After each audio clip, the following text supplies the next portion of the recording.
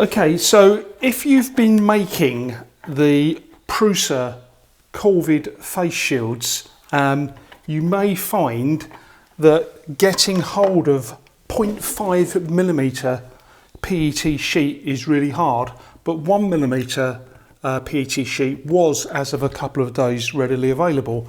And one of the problems that you've got with this sheet is it doesn't bend that well, and whilst it's going to bend quite well around the top part, it doesn't really go around this part particularly easy, and it tends to split it in this area. So here's my technique for making this work.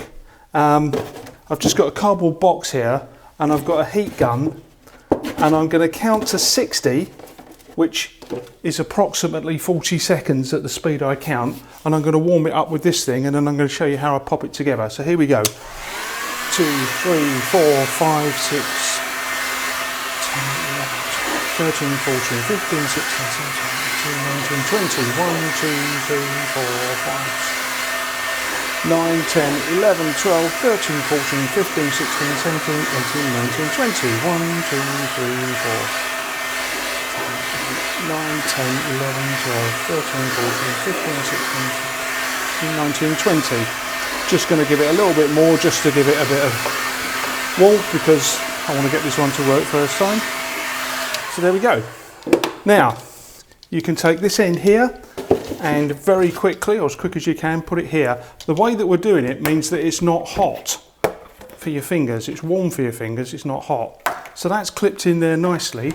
Next thing I can do is just hold that like that. And of course, as this thing's cooling down, it's beginning to take that shape. The next thing to do is to put this thing on, but you don't have to force it. You can just let it wait a little bit. So I like to get one end on first, then line the center pin up, and then just push it gently towards the center pin. And you don't need to hurry, because what's happening is the heat is coming across to this pin and it's coming in. So there you are, that's the job completed.